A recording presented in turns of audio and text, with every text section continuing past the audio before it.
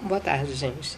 Eu sou Mara Fonseca, estou novamente aqui no Inclusão Azul para mais uma dica, mais um toque, mais um momento companheiro com você.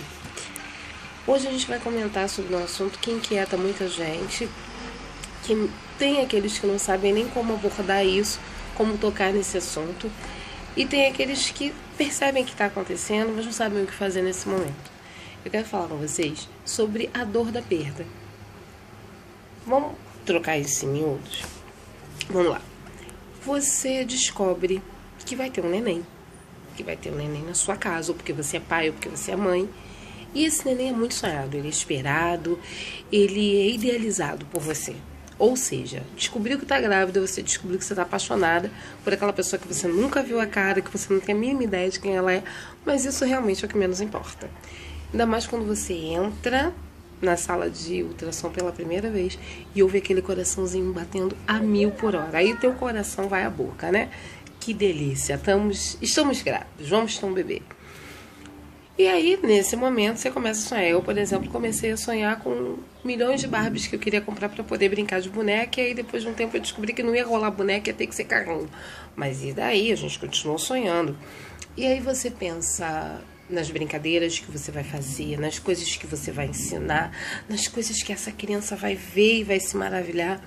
Você pensa em N coisas. E você pensa também que ele vai crescer, vai se tornar adulto, vai fazer uma faculdade, vai se tornar uma pessoa de bem. Você tem 1000 sonhos, 1000 planos.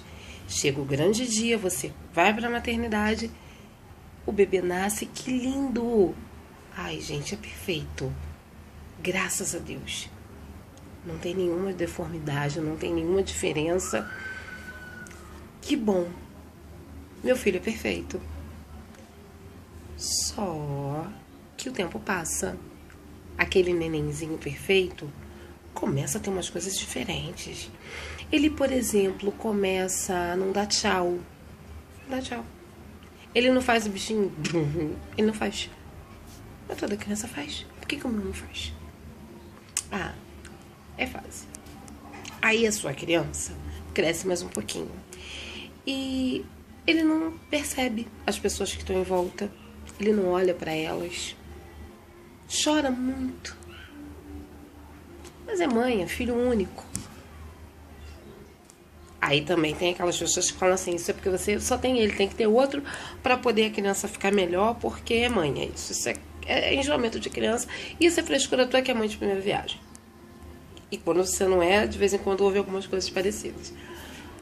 O tempo passa mais um pouquinho e você percebe que aquela criança que você sonhou, idealizou e que você ama muito é diferente. Ele pega todos os carrinhos e os carrinhos dele não andam no chão. Eles ficam de roda para cima e a criança gosta de rodar o carrinho. Fica esquisita, né? Ou então você descobre que a sua criança adora abrir e fechar tudo que é a porta que ele vê pela frente. Não importa a porta de onde nem de que. Ele quer abrir e fechar. Ou então ele vê um ventilador rodando e ele acompanha o ventilador. Tá numa festa, tá cheio de criança. Que criança? Criança existe pra quê? Ele não nota que as crianças estão ali. Quando a criança vê alguma bacia com água, algum balde com água, é uma festa, um desespero para ficar dentro daquela água, brincando, batendo. Mas ele também não quer sair. Não é um choro comum, porque outras mães também têm criança. E não acontece isso com a dela, só acontece com a sua. Meu Deus, o que está acontecendo? Acontece também de você perceber que com uns 2 aninhos a sua criança não fala. E todo mundo já diz mamãe, papai, a tua não fala. A sua criança também é diferente. Ela bate com a cabeça nas coisas, ela se agride, ela se morde, ela não gosta de comer nada. O que essa criança tem? Algumas dessas coisas eu passei, algumas dessas coisas eu não passei, mas de um modo geral, esse susto a gente leva mesmo. Eu lembro que quando eu era solteira, eu assisti um filme que se chamava Meu Filho, Minha Vida. E o que me tocou muito naquele filme é que aquela criança, ela era diferente. Eu, na época, era uma adolescente, uma pré-adolescente, eu devia ter uns 11, 12 anos na época. E aquela criança, ela me chamou muito a atenção, porque ela ficava o tempo inteiro sentada no chão, ela não olhava para a mãe, ela só rodava pratos no chão. o tempo todo, o filme todo. E aquela mãe se angustiava e a mãe aprendeu a rodar os pratos como ele rodava para poder alcançar aquela criança. Ao longo do filme, essa mãe consegue resgatar esse menino, né? Era um menino, e ela consegue fazer contato com o menino, consegue resgatar e consegue reverter um pouco a situação daquela criança. Eu, muitos anos depois, eu já estava com 35 anos mais ou menos, eu percebi que meu filho também era diferente. Eu percebi que meu filho era estranho.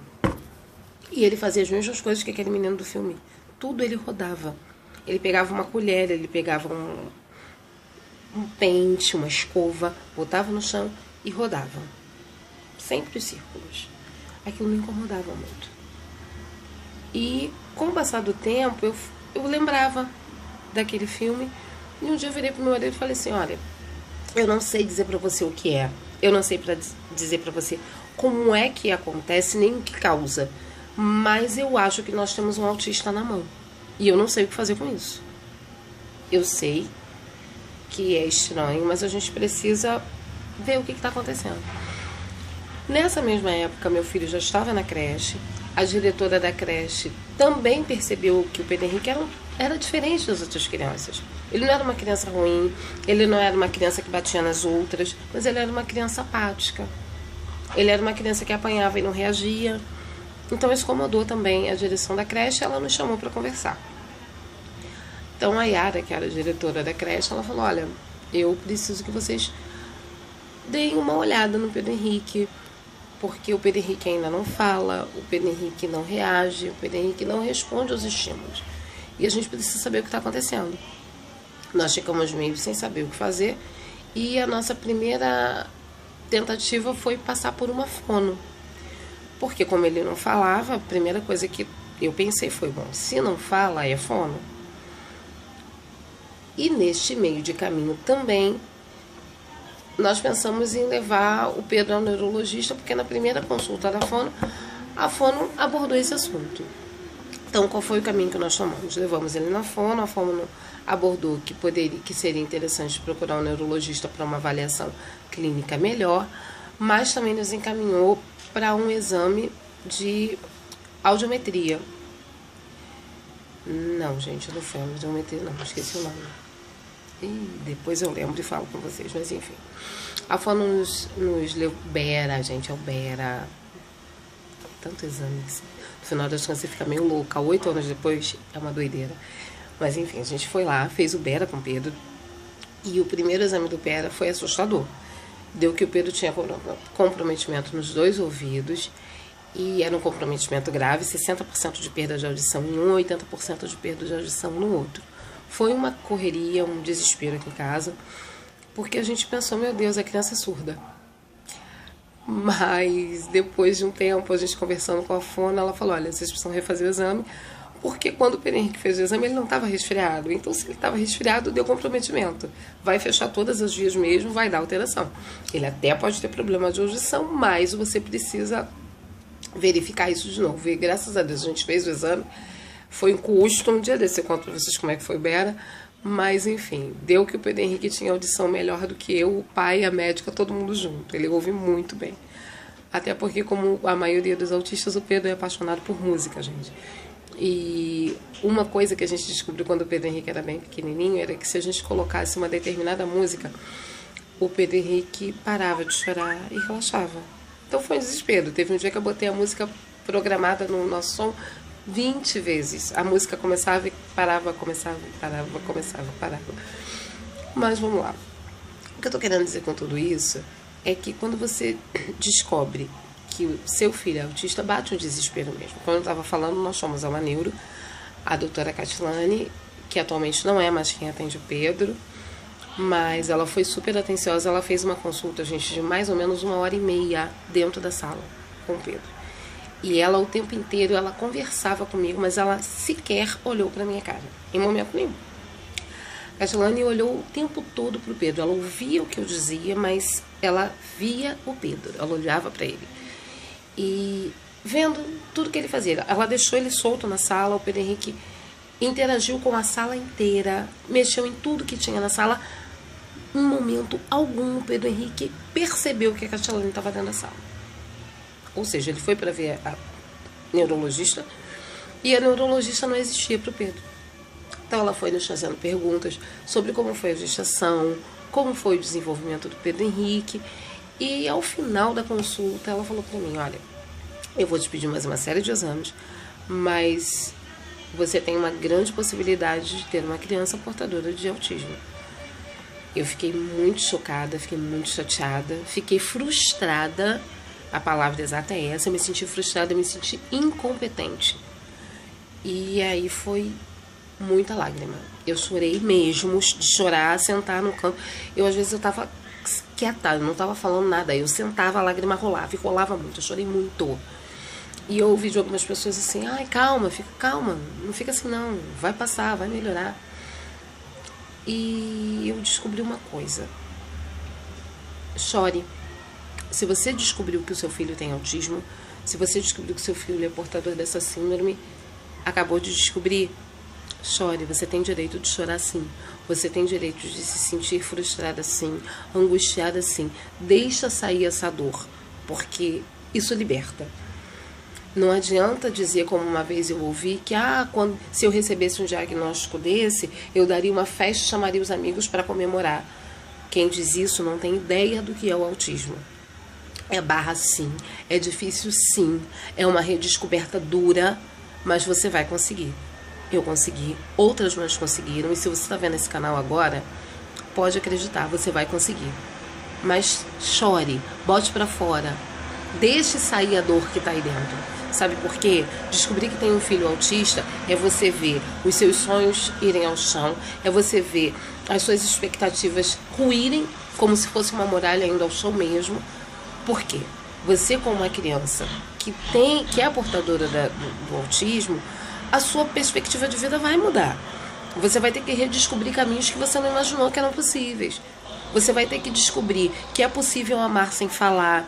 Você vai descobrir que é possível ser amada sem que te olhem nos olhos. Você vai descobrir que é possível entender o que uma lágrima que aparece do nada significa. Mas você também vai descobrir que é uma delícia quando pela primeira vez na vida você escuta assim, ó, mãe. Quando pela primeira vez na sua vida você escutar o seu nome saindo daquela boquinha tão pequenininha. Então, hoje eu só vim aqui para dizer isso, gente. O autismo, ele é uma coisa que não bate a nossa porta, ele arromba a porta. Ele entra, não avisa, não pede licença. Mas quando você consegue tirar essa dor de dentro de você, consegue olhar, ter um segundo olhar para essa situação, você descobre que existem outras possibilidades, e isso é libertador. Então, para finalizar, eu quero te dizer o seguinte: se você descobriu que tem um filho ou uma filha, um neto, que é portador do autismo, chora, deixa sair a dor, mas respira fundo e se prepara, porque esse caminho, por mais tortuoso que seja, tem cada coisa tão maravilhosa para te oferecer. Tem descobertas tão lindas que acabam compensando tudo que vem na contramão do sistema. Então esse é o meu desejo hoje, esse é o meu conselho, a minha dica. Você tem direito ao luto sim, porque é uma perda que você acaba de descobrir. Mas toda perda traz algum ganho. E você vai descobrir ao longo dessa estrada que por mais difícil que seja você encarar o autismo de frente, ele não é o fim do mundo, ele não é uma sentença. Ele é apenas uma maneira diferente de ver a vida. Não estou com isso dizendo que eu adoro o autismo, não estou com isso defendendo o autismo, não. Eu não concordo com esse pensamento de que quando você diz que você não gosta do autismo, você está discriminando o autista. Sabe por quê?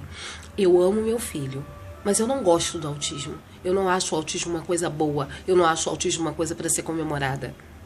Comemorar sim as vitórias que o meu filho tem. Comemorar sim as descobertas que eu faço junto com ele. Sabe por quê? Porque ele está evoluindo, ele está crescendo, ele está progredindo. Isso deve ser comemorado em relação ao autista. A doença, não. A doença não tem que ser comemorada. O autismo é uma doença, é uma patologia sim. Mas isso não pode significar ou determinar que o mundo se acabou. Para mim não acabou. Para várias mães não acabaram. E para você que está assistindo o nosso vídeo até aqui, até esse final, pode acreditar. É difícil, mas você vai superar. Deixa toda essa dor sair. Passa pelo luto. E chega do outro lado. Porque quando você sai do luto, você vai ver. O mundo consegue ser um pouquinho mais azul do que estava. Um beijo e até a próxima, gente.